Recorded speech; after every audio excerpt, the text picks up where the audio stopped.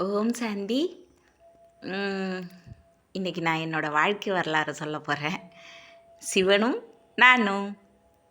ஆ ஆனால் அந்த சிவனும் நானும் சொல்கிறதுக்கு முன்னாடி ஒரு சின்ன குட்டி கதை சொல்லுவேன்.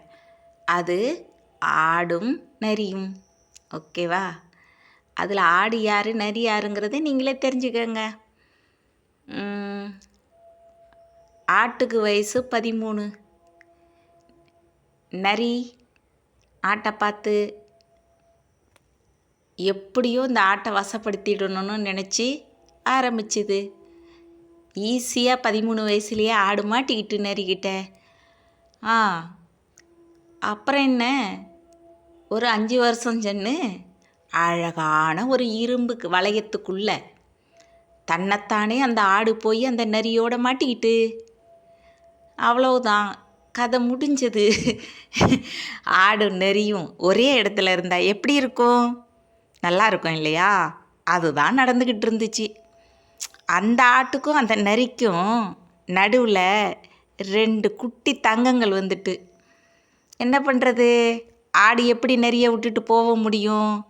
அந்த நரியை வச்சு தானே அந்த 2 தங்கங்களை வளர்க்கணும். வளர்த்துச்சு. ஆனால் அந்த நரி இருக்கு இல்லையா, ரொம்ப மோசமான நரி. அதுக்கு ஒரு ஆடு பத்தாது. எவ்வளவு தான் கண்ணு முன்னாடி எத்தனை ஆடு இருக்கோ அத்தனையும் அதுக்கு வேணும். அது அழகாக ருசித்து ரத்தத்தை குடிச்சிக்கிட்டே இருந்துச்சு. ஒரு லெவலுக்கு மேலே இந்த ஆட்டால் தாங்க முடியல. அப்போ தான் எங்கேவாவது ஒரு வழி கிடைக்குமா அப்படின்னு பார்த்துச்சு. அப்போ தான் என் வாழ்க்கையில் வந்தார் சிவன். எப்படி வந்தாருன்னு கேட்குறீங்களா? அதையும் சொல்கிறேன். நான் 2000 32 செக்டர் சண்டிகரில் இருந்தேன், கோட்ரஸில். அப்போ அந்த கோட்ரஸில் இருக்கிற சமயத்தில் வாக்கிங் போகும்பொழுது 31 இது பாபாவோட ஒரு பெரிய சென்ட்ரு இருக்குது, பிரம்மகுமாரியோட சென்ட்ரு. அதில் மியூசியம்னு போட்டிருந்துச்சு. சரி, உள்ளே போய் பார்ப்போமேன்னு பார்த்தேன். அங்கே என்னவோ 5000 வருட இதெல்லாம் சொன்னாங்க. ஆனால் என் மண்டையில் அதெல்லாம் ஒன்றுமே உரைக்கலை. ஆனால் அந்த அங்கே வச்சிருக்கிற அந்த சிலைகள், கிருஷ்ணனோட சிலைகள், விஷ்ணுவோட சிலைகள், லக்ஷ்மியோட, அதெல்லாம் ரொம்ப பிடிச்சிருந்தது. அதுவும் இல்லாமல் அந்த 5000 வருடத்தோட கதையும் ரொம்ப பிடிச்சிருந்துச்சு. அதை போய் கேட்டுட்டு வந்துட்டேன். அதே மாதிரி இன்னொரு தடவையும் போனேன். அப்போவும் போய் அதை கேட்டுட்டு வந்தேன்னா, எதுக்க ஒரு பெரிய ஃபோட்டோ இருந்தது. அந்த ஃபோட்டோவில் ஒரு வயசான ஒருவர் இருந்தார், ஒரு அப்பா இருந்தார். அவருக்கு மேலே ஒரு லைட் எரிஞ்சுது. அப்போ அவர்கிட்ட வந்து நின்றுக்கிட்டு, நீங்கள் தான் இந்த மியூசியத்தை கட்டினீங்களா? உங்களுக்கு மேலே எதுக்கு லைட் எரியுது? ஏன் உங்களை பற்றி இவங்க யாரும் சொல்ல மாட்டேங்கிறாங்க? அடுத்து நீங்கள் உயிரோடு இருக்கிறீங்களா இல்லையா? எதுவுமே தெரியலையே. ஏன்னா அங்கே ஹிந்தி, அது எனக்கு அவ்வளவு ஒரு ஹிந்தி அந்த டைங்களில் அவ்வளவு தெரியாது. அப்போ எனக்கு என்ன கேட்குறனும் தெரியல. சரின்னு வந்துட்டேன், வெளியில் வந்தேன். அப்போது சிவானி தீதி பிரம்மகுமாரியில் இன்றைக்கி அவங்க ரொம்ப ஃபேமஸாக இருக்கிறாங்க. அந்த சிவானி தீதி அங்கே நின்னாங்க. அப்போ சிவானி தீதின்னு தெரியாது, இப்போ தெரியும்.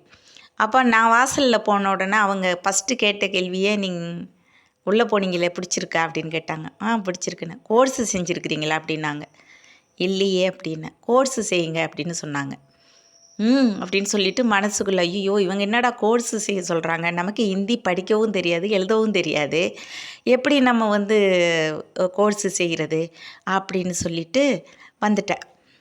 அதுக்கு பிறகு அந்த பக்கமே போக பயந்துக்கிட்டேன். ஏன்னா கோர்ஸு செய்ய சொல்லுவாங்க, ஹிந்தி தெரியாதுன்னு சொல்கிறதுக்கு வெட்கப்பட்டுக்கிட்டு போகவே இல்லை நான் அந்த பக்கம். ஆனால் அது என் மைண்டில் வந்து அது ரொம்ப பிடிச்சி இருந்தது. அப்போ 3வது தடவை எங்கள் வீட்டுக்கு கெஸ்டெல்லாம் வந்தப்போ அப்பையும் போய் கூட்டிகிட்டு போனேன். அங்கே கொண்டுட்டு போய் அந்த மியூசியத்தை அவங்களுக்கெல்லாம் காட்டினேன். அது 3வது தடவை ஆயிடுச்சு. அப்போ ஒரு வாட்டி நான் வேறு ஒரு கடைக்கு போயிருந்த சமயம், அங்கே வந்து பார்த்திங்கன்னா ஒரு கடையில், அதுக்குள்ளே 2006 ஓடிடுச்சுன்னு வைங்க. அங்கே ஒரு கடையில் ஒரு அம்மா வந்து அந்த பாப்பா அந்த அப்பான்னு சொன்னல, அவங்க ஃபோட்டோ வச்சுருந்தாங்க. அப்போ நான் வந்து அவங்கள்ட்ட போய், "இவர் யார்? இந்த பாபா யார்? இந்த பாபாவை பற்றி எனக்கு கொஞ்சம் சொல்கிறீங்களா?" அப்படின்னு கேட்டேன். அவங்க சொன்னாங்க, "இன்னும் 2 நாளில் சிவராத்திரி ப்ரோக்ராம் நடக்க போகுது இந்த சென்டரில். நீங்கள் அங்கே வாங்க" அப்படின்னு சொல்லிட்டாங்க. அவங்க ஒரு பேப்பர் எடுத்து குடுத்துட்டாங்க. சரின்னுட்டு நான் கரெக்டாக அந்த அதுக்கு முன்னாடியே நான் அந்த சென்டருக்கு ஒரு வாட்டி இடையிலயும் போனேன். ஆனா, போயிட்டு ஹிந்தி தெரியாதுன்னுட்டும் திரும்பி வந்துட்டேன். இது 4, 5 தடவையும் ஆயிடுச்சு. அப்ப சிவராத்திரி ப்ரோக்ராம்னு சொன்ன உடனே என்னோட ஃப்ரெண்டு ஒருத்தங்க சித்ரான்னு இருந்தாங்க. அவங்கள கூட்டிக்கிட்டு நானும் அவங்களும் போனோம். அங்க போன உடனே அவங்க வந்து சிவராத்திரிங்கிறதுனால சிவன் வேற, அதாவது லிங்கம் வேற, சங்கர் வேற அப்படிங்கிறத புரிய வச்சாங்க. அத நான் கேட்டேன். கேட்டு பிறகு என்னையும் அறியாம அவங்க கிட்ட போயி, "நான் கோர்ஸ் செய்யணும்" அப்படின்னு சொன்னேன். "நாளைக்கே வாங்க" அப்படின்னாங்க. சரின்னு அவங்க சித்ராவ கேட்டதுக்கு அவங்க "இல்ல வேணாம் வரல" அப்படின்னு சொல்லிட்டாங்க. சரின்னு நான் மட்டும் போனேன். எனக்கு மட்டும் கோர்ஸ் நடந்துச்சு. ஏன்னா, அந்த எத்தனை பேர் அந்த சிவராத்திரி ப்ரோக்ராம்ல வந்தாங்களோ, அதில நான் மட்டும் தான் கோர்ஸ் செய்ய போயிருந்தேன். அப்ப எனக்கு அவங்க மொத நாள் எடுத்தாங்க, 2ஆம் நாள் எடுத்தாங்க, 3ஆம் நாள் எடுத்தாங்க. இதில எதுவுமே எனக்கு வந்து ஒரு கரெக்டான ஒரு டிசிஷன் எடுக்க முடியல. அப்ப ஒரே ஒரு கேள்வி மட்டும் அவங்கள கேட்டேன். ஏன்னா, எனக்கு ரொம்ப நாளா ஒரு டவுட் இருக்கு. அத நீங்க கிளியர் படுத்துவீங்களா? அப்படின்னு கேட்டேன். பண்ணுவோம். சொல்லுங்க" அப்படின்னாங்க. அப்ப நான் கேட்டேன், ராதையையும், கிருஷ்ணனையும் பத்தி நெறையா சொல்றாங்க. அப்ப வந்து கிருஷ்ணன் வந்து தன்னோட மாமாவ அ வதம் பண்றதுக்காக அவரு வேற இடம் போறதா காட்டுறாங்க. அப்ப ராதை என்ன ஆயிட்டாங்க? அதுக்கு பிறகு கிருஷ்ணன பத்தி காட்டுறாங்க, எல்லா டீட்டெயிலும் சொல்றாங்க. ராதைய பத்தி எதுவுமே காட்ட மாட்டேங்கிறாங்களே! அப்ப ராதை எங்க? அவங்க 2 பேருக்குள்ள கல்யாணம் நடக்கலையா? அப்ப ராதை வேற யாரையாவது கல்யாணம் பண்ணிக்கிட்டாங்களா?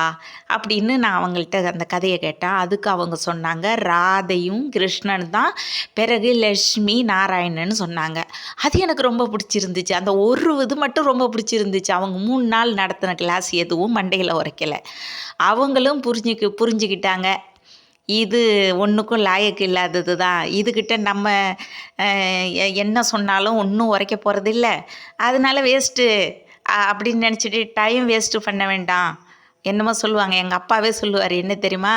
சிங்கத்தோட பாலு வந்து தங்க பாத்திரத்தில தான் இருக்குமாம். அது மாதிரி அப்பாவே சொல்லுவாரு. "பாத்திரம் அரிஞ்சு பிச்சை போடுன்னு" சொல்லியிருக்கிறாரு என் அப்பாவே. பார்த்தாங்க. அவங்க நல்ல ஒரு லெவல்ல இருக்கிற ஹை லெவல்ல இருக்கிற எங்க தீதி. அப்ப அவங்க பார்த்தாங்க, இதுகிட்ட நம்ம டைம் வேஸ்ட் ஆயிடும் அப்படின்னு சொல்லிட்டு, அவங்க என்ன சொல்லிட்டாங்க, 3 நாள் முடிஞ்ச உடனே, "நாங்க மவுண்ட் ஆப்பு போறோம். நாங்க மவுண்ட் ஆப்பு முடிச்சுட்டு மவுண்ட் ஆப்ல பாபா மில்லன் முடிச்சுட்டு நாங்க வந்த பிறகு வேணா நீங்க வாங்க. அது வரைக்கும் நீங்க வராதீங்க" அப்படின்னு சொல்லிட்டாங்க. சரின்னு சொல்லிட்டு திரும்பி வந்துக்கிட்டு இருக்கிறப்ப, எங்க குவார்ட்டர்ஸில் உள்ளவங்களே 2 பிள்ளைங்க அங்கே அந்த சென்டருக்கு போயிட்டு வருவாங்க. அவங்க கூடயே நானும் வந்துக்கிட்டு இருந்தேன். அவங்க 2 பேரும் என்ன சொன்னாங்கன்னா, "நாளைக்கு பாபா மில்லனு" அப்படின்னு சொன்னாங்க. "ஓ! பாபா மில்லனா? அப்படின்னா?" "நாளைக்கு பாபா வருவார்." "அப்படியா? அப்போ நானும் வரவா?" அப்படின்னு கேட்டேன். எனக்கும் பார்க்கணும். எந்த பாபா நம்மளும் பார்ப்போமே அப்படின்னு நினச்சிட்டு, "சரி நானும் வர்றேன்" அப்படின்னு சொல்லிட்டேன். சரின்னுட்டு அவங்க "வாங்க" அப்படின்னு கூப்பிட்டாங்க. ஆனா ஒரு பயம் இருந்தது. ஏன்னா, அந்த பெரிய தீதி இருக்காங்க இல்லையா? அவங்க தானே எனக்கு கிளாஸ் 3 நாள் எடுத்துட்டு வராதீங்கன்னு வேற சொல்லிட்டாங்களா? 3 நாள் கோர்ஸ் எடுத்துட்டு, சரி இருந்தாலும் தைரியமா போனேன். போய் பார்த்தா எல்லாரும் உட்காந்துருந்தாங்க. வெள்ளை ட்ரெஸ் போட்டுக்கிட்டு எல்லாரும் உட்காந்து இருந்தாங்க. நான் மட்டும் நடுவுல போய் உட்காந்துட்டு பேந்த பேந்த முழிச்சிட்டு இருந்தேன். அவங்கலாம் எங்கே பார்க்குறாங்கன்னு பார்த்தா, எதுக்க ஒரு டிவி இருந்தது. அந்த டிவியில பாட்டு ஓடிக்கிட்டு இருந்தது. ஹிந்தி பாட்டு ஓடிக்கிட்டு இருந்தது. அப்போ எல்லாம் கொஞ்சம் ஓரளவு ஹிந்தி கற்றுக்கிட்டேன்னு வைங்க. அப்போ ஆரம்பத்தில் இருந்த மாதிரி இல்ல. 2000த்துல இருந்த மாரி இல்ல. 2006க்குள்ள நல்லா ஹிந்தி பேச கற்றுக்கிட்டேன். அப்போ எனக்கு நானும் அந்த பாட்ட பார்த்துக்கிட்டு பேசாம நடுவுல நான் பாட்டுல உட்காந்துக்கிட்டு இருந்தேன். ஒரு குறிப்பிட்ட டயத்துக்கு பிறகு ஒரு வயசான ஒரு தாதி வந்தாங்க. ஒரு தாதி வந்த உடனே, "என்னடா இது பாபா வருவாருன்னு சொன்னாங்க, ஒரு தாதி வர்றாங்களே, சரி பார்ப்போம்" அப்படின்னு சொல்லிட்டு எல்லாரையும் பார்த்தா, எல்லாரும் அவங்களே தான் பார்த்துக்கிட்டு கம்முன்னு சைலண்ட்டாக இருந்தாங்க. அப்போ நானும் சைலண்ட்டாக இருந்துக்கிட்டு அந்த டிவியவே பார்த்துக்கிட்டு இருந்தேன். திடீர்னு பார்த்தீங்கன்னா, அந்த டிவியில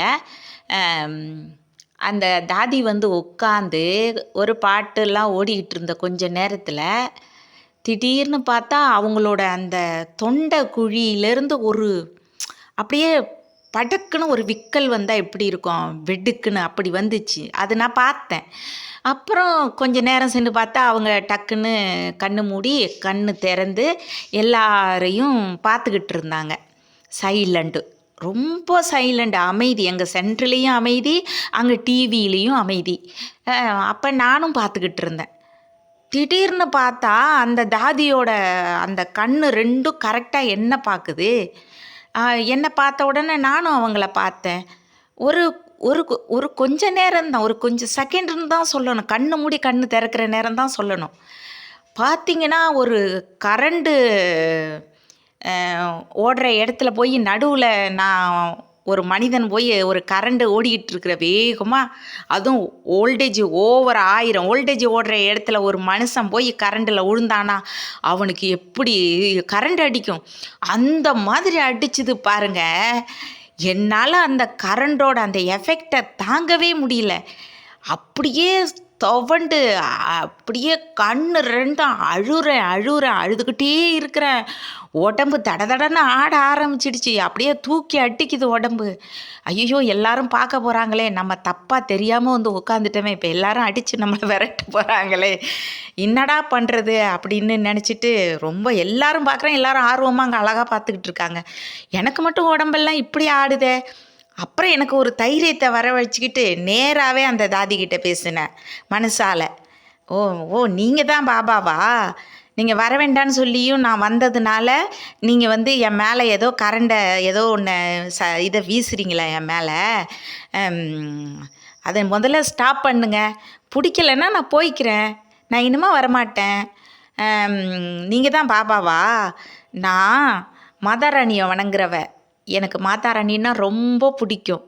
அதனால் நான் மாதாராணியை தான் வணங்குவேன். நான் போய்க்கிறேன்.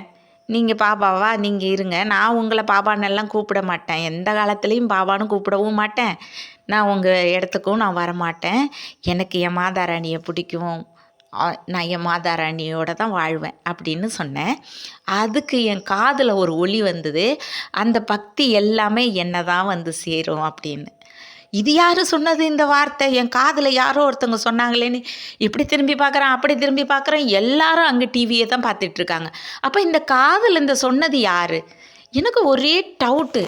ஐயோ, நமக்கு இந்த வைப்ரேஷன் வந்ததுனால ஏதாவது ஆயிடுச்சா, இல்லை நல்லா காதில் விழுந்தது இந்த சவுண்டு, இது எங்கேருந்து வந்துச்சு? பயங்கரமாக ஒரு என்னால் முடியல. அப்புறம் எல்லாம் முடிஞ்ச உடனே அவங்க வந்து ஆளுக்கு ஒரு ஸ்வீட்டு கொடுத்தாங்க. வாங்கி தின்னுக்கிட்டு அது ரொம்ப டேஸ்ட்டாக இருந்தது. சாப்பிட்டுக்கிட்டு அப்படியே வந்துக்கிட்டு இருந்தோம். அப்போ அந்த 2 பொண்ணுங்களும் என்ன சொன்னாங்கன்னா, நாளைக்கு வர வேண்டியல்ல, ஏன்னா இன்றைக்கி உள்ள பாபாவோட இந்த முரளியை தான் நாளைக்கு சொல்லுவாங்க அப்படின்னு சொன்னாங்க. அதை கேட்ட உடனே, ஓ, அப்போ இந்த பக்தி எல்லாம் என்கிட்ட வந்து சேருங்கிற இந்த வார்த்தை அந்த முரளியில் இருந்ததோ, அப்போ நம்ம காதில் விழாமல் இது ஒன்று மட்டும் காதில் விழுந்திருக்கோ அப்படின்னு நினச்சிக்கிட்டே, சரி அடுத்த நாள் போய் அந்த முரளியையும் கேட்டுட்டு வந்துடுவோம் அப்படின்னு சொல்லிவிட்டு நான் மட்டும் உஸ்மாமா அடுத்த நாள் ஈவினிங் வந்து உட்காந்துட்டேன் கிளாஸில். ஏன்னா அந்த பெரிய தீதி, எந்த தீதி வர வேண்டான்னு சொன்னாங்களோ அந்த தீதி இல்லை, இது வேறு தீதி தான் இருந்தாங்க. அப்போ நான் வந்து அங்கே உட்காந்துட்டேன். அப்போ முரளியெல்லாம் ஓடுனது. அதெல்லாம் என் மைண்டில் எதுவுமே ஓடலை. இந்த ஒரு வார்த்தை அதுக்குள்ளே வருதான்னு பார்த்துக்கிட்டு இருந்தேன். வரவே இல்லை. அப்போ தான் எனக்கு புரிஞ்சுது, இல்லை இதில் ஏதோ ஒன்று இருக்குது, இதை நான் கண்டுபிடிக்கணும் அப்படின்னு. அப்போ அந்த தீதிக்கிட்ட போய் 3 நாள் கிளாஸ் 3 நாள் கோர்ஸ் முடிஞ்சிருக்கு, பாக்கி கோர்ஸ் நீங்கள் நடத்துவீங்களா எனக்கு அப்படின்னு கேட்டேன். வாங்க, நான் நாளையிலேருந்து நடத்துகிறேன் அப்படின்னு சொன்னாங்க. சரின்னா அடுத்த நாள் போய் உட்காந்தேன். ஆனால் இப்போ அந்த 3 நாள் கோர்ஸ் இருந்த மாதிரி இல்லை. அழகாக கவனமாக கேட்டேன். அப்போ 6ஆம் நாள் கோர்ஸில் அவங்க பிரம்ம பாபாவை பற்றியும் சிவு பாபாவை பற்றியும் சொன்னாங்க. அவங்க சொல்ல ஆரம்பித்த உடனே நான் ஸ்டாப் பண்ண சொன்னேன். ஏன்னா நான் கிட்டத்தட்ட ஒரு 2 மாதமாக எங்கள் வீட்டு கம்ப்யூட்டரில் ஒரு 1000 பாட்டு கிடந்துச்சு. அந்த பாட்டில் ஒரு பாட்டு பிரம்ம சே சிவு பாபா பதாரே, அதாவது பிரம்மத்திலிருந்து சிவன் வர்றாரு அப்படின்னு சொல்லி அந்த பாட்டு இருக்கும். அது ரொம்ப பிடிச்சிருந்துச்சு. அதனால் நான் என்ன பண்ணுவேன், அந்த பாட்டை வந்து என்னோடய ஃபோனில் போட்டு வச்சுக்கிட்டு டெய்லி நைட்டு தூங்குறப்ப அந்த பாட்டை கேட்பேன். அதே போய் நான் அந்த கீர்த்தனெல்லாம் பண்ணினேன். அதனால் அந்த கீர்த்தன்லேயும் இந்த பாட்டை நான் பாடுவேன். மீனிங் எதுவுமே தெரியல. நான் பாடுறப்ப மற்றவங்களுக்கும் அந்த மீனிங் தெரியல. ஆனால் எல்லாருக்குமே நான் அதை பாடுறப்ப பிடிச்சிருந்துச்சு. ஆனால் நான் இந்த பாட்டு ரொம்ப பிடிக்கும். நைட்டு கேட்டுட்டு நான் அப்படியே தூங்கிடுவேன். இப்படி தான் நடந்துக்கிட்டு இருந்துச்சு. அப்போ நான் அவங்கள்ட்ட சொன்னேன், நீங்கள் இன்றைக்கி இப்போ சொல்கிறீங்கல்ல, இந்த கதையை நான் வந்து பாட்டாகவே கேட்டிருக்கேனே அப்படின்னேன். பாட்டா? எங்கள் பாட்டெல்லாம் உங்கள் வெளியில் கிடைக்காதுமா அப்படின்னாங்க. இல்லை பாருங்கள், நான் உடனே என்னோடய ஃபோனை எடுத்து அந்த பாட்டை எடுத்து போட்டு காட்டினேன். அவங்களுக்கு சந்தோஷம்னா சந்தோஷம் தாங்க முடியல. அவங்க என்ன சொன்னாங்கன்னா, ரொம்ப சிரிச்சுக்கிட்டே சொன்னாங்க, நான் எங்கே உனக்கு கிளாஸ் எடுக்கிறது, அதான் முன்னாடியே பாபா வந்து உனக்கு உன் கையை பிடிச்சிட்டார, மொத்த கதையும் தான் உனக்கு டெய்லி உணர்த்திக்கிட்டு இருக்கார, நான் என்னத்தை உனக்கு கிளாஸ் எடுக்கிறது, ஆல்ரெடி உன்னை கை பிடிச்சிட்டாரு பாபா அப்படின்னு அவங்க சொன்னாங்க. அந்த நிமிடம் எனக்கு ஏதோ ஒரு என்ன சொல்கிறது, அதை எப்படி நான் அதை விமர்சனம் பண்ணுறேன்னு எனக்கு தெரியல. ஆனால் வாழ்க்கையில் அப்போ தான் எனக்கு ஏதோ ஒரு சுகம், அளவிட முடியாத ஒரு சுகம், பரமானந்த சுகம்னு சொல்கிறாங்க பார்த்தீங்களா, அதை நான் அனுபவித்தேன். அது எனக்கு எனக்கு என்னால் தாங்கவே முடியலை. அவ்வளோ ஒரு பூரிப்பு. அப்போ அவங்க சொன்னாங்க, கடவுளே இந்த இது எல்லாமே சொன்னாங்க. அடுத்த நாள் கோர்ஸும் வந்தேன். எனக்கு கம்ப்ளீட்டாக புரிஞ்சிடுச்சு. எனக்கு கடவுள் கிடச்சிட்டாரு. அந்த நிமிடமே எனக்கு புரிஞ்சிடுச்சு. என்ன பாவினா இப்படி போய் பாபான்னு சொல்ல மாட்டேன்னு வேற சொல்லிட்டு இப்படி பண்ணனே அப்படின்னு ரொம்ப தவிச்சேன், துடித்தேன். ஒவ்வொரு நாளும் என் அப்பா கிட்ட என்னை இவ்வளோ லேட்டாக என்னை வந்து என் கையை பிடிச்சிருக்கிறிய, எனக்கு கல்யாணம் ஆகிறதுக்கு முன்னாடி நீ வந்திருக்கக்கூடாத, நீ 69லேயே வந்திருக்கிறிய, நான் இப்போ தானே பிறந்திருக்கிறேன், நீ என்னை வந்து என் கை பிடிச்சிருக்கக்கூடாதா முன்னாடியே, இப்போ வந்து இவ்வளோ லேட்டாக என்னை கை பிடிச்சிருக்கிறிய, நான் இனிமேல் வந்து என்ன புருஷார்த்தத்தை செய்வேன், அடுத்தவன் பொண்டாட்டியாக விகாரமாக வாழ்ந்துக்கிட்டு கிடக்கிறேன், நான் இனிமேல் என்ன பண்ணுவேன், ஒவ்வொரு நாளும் என் அப்பா கிட்ட நான் இப்படி தான் பேசிக்கிட்டு இருப்பேன். ஏன்னா எனக்கு என்னோடய வாழ்க்கையில் வந்து எனக்கு கிடைச்சிருந்த என்னோடய 2 குழந்தைங்களை தவிர அந்த வாழ்க்கையில் எனக்கு எந்த ஒரு பிராப்தியும் கிடைக்கல. அதனால் எனக்கு அதிலேருந்து எப்போ வெளியில் வரணும் அப்படின்னு ஆல்ரெடி என் மைண்டில் இருந்தது உண்மை தான். ஏன்னா ஒரு காம வெறி பிடிச்ச ஒரு ஆத்மா கிட்ட மாட்டிக்கிட்டு நல்லா ரொம்ப கஷ்டப்பட்டேன். அதனால் எனக்கு இதிலேருந்து நான் ரொம்ப ஈஸியாக வந்துட்டேன். அப்பா 6ஆம் நாள் முரளியில் வந்து பவித்திரத்தை பற்றி சொன்னப்போ நான் போய் தீதிகளை வந்து பவித்திரனா என்ன தீதின்னு கேட்டேன். அதுவும் அப்பாவே உனக்கு புரிய வைப்பாருன்னு ஒரே வார்த்தையில் சொல்லி முடிச்சிட்டாங்க. அப்புறம் எனக்கு கரெக்டாக புரிஞ்சிடுச்சு. எனக்கு என் அப்பா உணர்த்திட்டாங்க, அது எல்லாம் புரிஞ்சிடுச்சு. நான் யாரையும் கேட்கக்கூட இல்லை. எனக்கு அப்பாவோட முரளி கேட்க எல்லாமே முடிஞ்சோடனே எனக்கு கரெக்டாக அப்போ என் வீட்டுக்காரர் அஸ்ஸாமுங்கிற இடத்துல வேலை செஞ்சுக்கிட்டு இருந்தார். நான் வந்து சண்டிகரில் இருந்தேன். அப்போ அந்த 1 மாத இடைவெளி எனக்கு ஒரு நல்ல ஒரு வாழ்க்கையில் என் அப்பாவும் நானுமா வாழ்கிறதுக்கு, கடவுளும் நானுமா வாழ்கிறதுக்கு ஒரு நல்ல சான்ஸ் அமைச்சு கொடுத்தது. கிட்டத்தட்ட ஒரு 2 மாதம்னு சொல்லலாம். இந்த 2 மாதத்தில் என் வாழ்க்கையில் நிறைய என் அப்பா காட்சியெல்லாம் நடத்தினார். ரொம்ப அது என்ன சொல்கிறதுன்னு எனக்கு ஒன்றும் தெரியல. கடவுளோட வாழ்கிற ஒரு வாழ்க்கை இருக்குது பாருங்கள், அதை எல்லாரும் அனுபவித்து பார்க்கணும். எல்லா ஆத்மாக்களும் அனுபவித்து பாருங்கள். நீங்கள் எந்த மதத்தில் வேணாலும் பிறந்துருங்க, நீங்கள் முஸ்லீமாக இருங்க, நீங்கள் இந்துவாக இருங்க, நீங்கள் கிறிஸ்டினாக இருங்க, நீங்கள் புத்துவாக இருங்க, நீங்கள் எந்த மதமாக இருந்தாலும் இருங்க. ஆனால் நீங்கள் வந்து நான் உங்களுக்கு ஒரு ஐடியா சொல்லி தரேன். இந்த இடத்துல வந்து தான் கடவுளை இது பண்ணணும் அப்படியெல்லாம் கிடையாது. உங்களுக்கு எந்த தெய்வத்தை பிடிக்குது, நீங்கள் அதுலேயே பக்தி செஞ்சு பாருங்களேன். நீங்கள் உங்களோட ஒரு பக்தி முடிஞ்சால் தான் கடவுள் கிடைக்கிறாருங்கிறது இப்போ எங்கள் பிரம்மகுமாரியில் உண்மை. ஆனால் அந்த பக்தியில் கூட கடவுளை நீங்கள் உணர்ந்து பாருங்கள். ஏன்னா நான் பக்தியில் நிறைய கடவுளோட வாழ்ந்தேன். அதெல்லாம் பார்த்திங்கன்னா நல்ல ஒரு அனுபவம் தான். ஆனால் அதனால தானோ என்னவோ தெரியல, எனக்கு என் அப்பா கிடைச்சாரு. அப்போ ஒரு 2 மாதம் ஓடிடுச்சா. அந்த 2 மாதத்தில் ஒரு நல்ல நிகழ்ச்சி சொல்கிறேன் பாருங்கள். ஒரு 2வது மாதம் ஸ்டார்ட்டு ஆக போகுது. அப்போ என்னென்னா, இது தீதி என்ன பண்ணாங்க, இன்றைக்கி சிவானி தீதியோட ப்ரோக்ராம் வந்து ஒரு அங்கே பக்கத்தில் நடக்குது, ஒரு ஹாஸ்பிட்டல். அங்கே அந்த ஹாஸ்பிட்டலில் நடக்குது. விஐபிக்கு மட்டும்தான் அங்கே பர்மிஷன். எனக்கு கிடச்சிருக்குது ஒரு விஐபி இது இன்விடேஷன். அதை வந்து நான் உனக்கும் இன்னொரு பிரதருக்கும் தர்றேன். நீங்கள் 2 பேரும் அந்த ப்ரோக்ராமை போய் பாருங்கள். ஒரு இன்விடேஷனில் 2 பேர் போய் பார்க்கலாம், அதனால நீங்கள் 2 பேரும் போங்க அப்படின்னு சொன்னாங்க. சரின்னுட்டு நான் போனேன். அங்கே போனோன்னா அந்த பிரதர் வேறு இடத்துல போய் உட்காந்துட்டாரு. நான் வந்து நடுவில் போய் ஒரு இடத்துல உட்காந்துருந்தேன். அப்போ நான் அந்த ப்ரோக்ராமில் எங்கள் சிவானி தீதியும் விவேக் ஓப்ராயும் 2 பேரும் வந்திருந்தாங்க. அப்போ எனக்கு தெரியாது, ஏன்னா நான் அப்போ தானே பாபாவோட குழந்த புதுசு. எனக்கு இந்த பிரம்மகுமாரி இதுலேயும் சரி, பாபாவோட ஞானமும் சரி, எனக்கு அவ்வளவு ஒன்றும் இல்லை. ஏதோ கொஞ்சம்தான். நான் பாபாவோட வாழ்கிற வாழ்க்கை தான் ஓவராக இது பண்ணிக்கிட்டு இருந்தேனே தவிர, முரளியெல்லாம் ரொம்ப கேட்பேன், ரொம்ப பிடிக்கும். ஆனால் அந்த ஞானத்தை வந்து கடையிறது எல்லாம் அப்போ செய்யலை.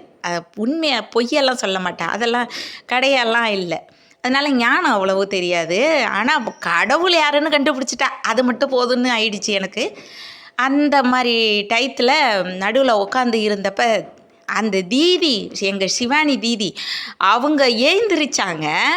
ஒருத்தங்க அந்த பூல்தஸ்தா என்ன சொல்கிறது தமிழில், இது என்ன வர மாட்டேங்குது. பூல்தஸ்தான்னா அதான் பூவில் இருக்கும் இல்லையா, அது கொடுத்தாங்க. அது கொடுத்த உடனே அவங்க சிவானி தீதி இப்படி வாங்கினாங்க. அவ்வளவுதான். அதை கையில் வாங்கின ஒரு செகண்டு தான். அது வரைக்கும் எனக்கு சிவானி தீதியாக தெரிஞ்சவங்க, அதுக்கு பிறகு எனக்கு பிரம்ம பாபாவாக தெரிஞ்சாங்க. அவங்க அந்த பிரம்ம பாபாவோட அந்த நெத்தியில் அந்த பிரகாச ஒளி அப்படியே அது தங்கமாக இருந்தது. அப்படியே தங்கத்தில் அப்படியே ஒளிச்சுது அந்த நெத்தியில் சிவானி தீதி உடம்புல. அப்படியே அவங்க வந்து ஃபுல்லாக எனக்கு அவங்க சிவானி தீதியே தெரிய மாட்டேங்கிறாங்க. அப்படியே பிரம்ம பாபா தான். ஆனால் அவங்க சிவானி தீதியோட கை வந்து இப்படி ஆடுது. ஆனால் பிரம்ம பாபா கை 2 பின்னாடி கட்டி இருக்கிறாரு.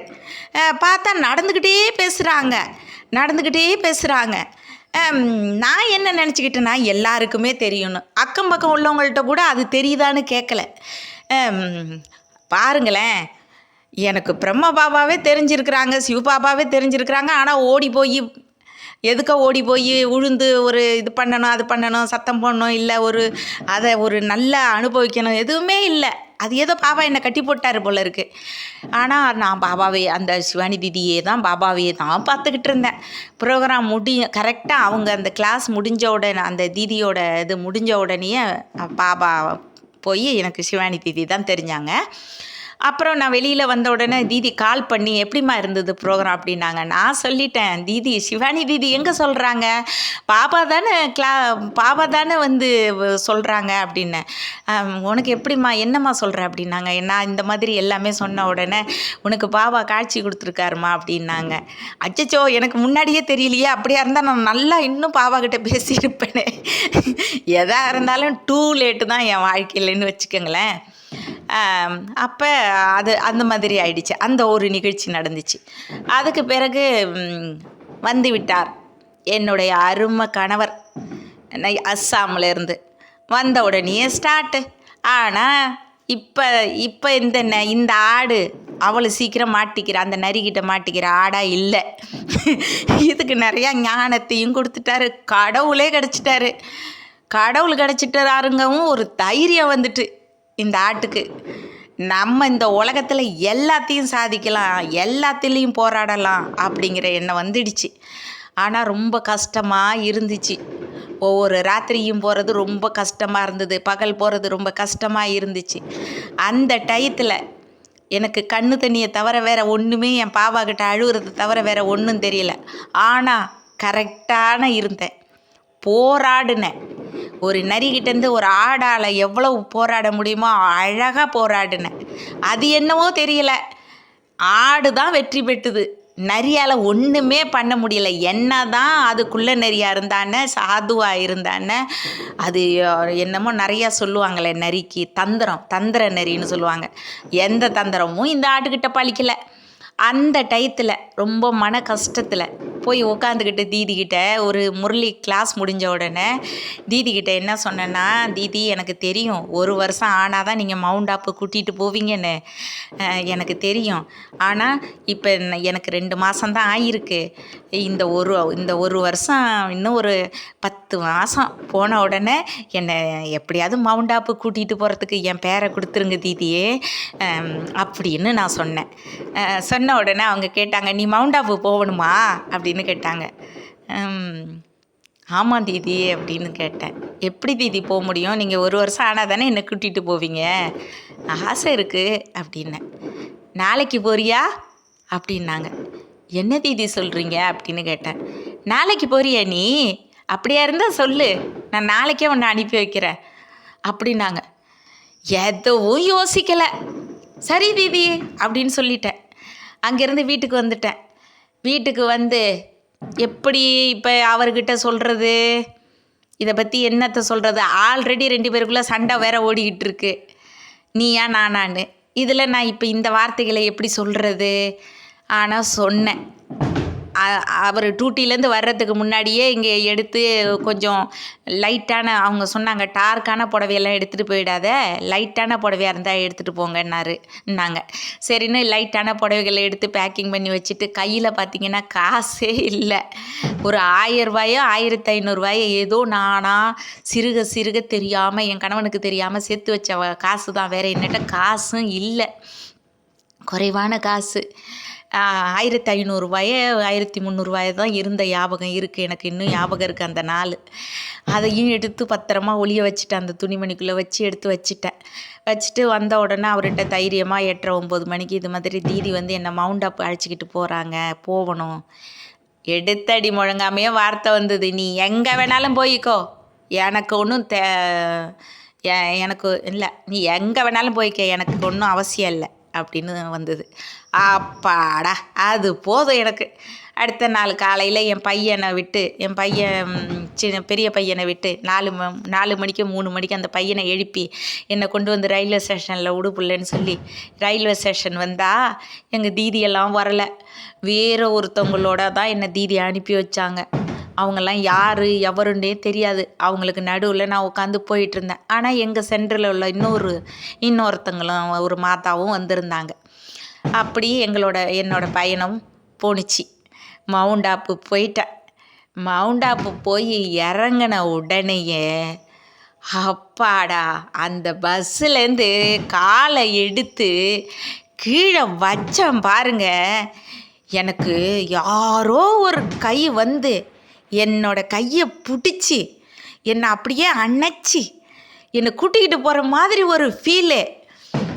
அப்பாடியப்பா, அதெல்லாம் வாழ்க்கையில் இதெல்லாம் மறக்கவே முடியாதுங்க. இதெல்லாம் அனுபவித்து பார்க்கணும். இதெல்லாம் நான்லாம் சொல்லி ஒன்றுமே பலன் இல்லை. சரி, வீடியோ ரொம்ப பெருசாக போயிட்டு நான் நாளைக்கு சொல்கிறேன். ஓகே.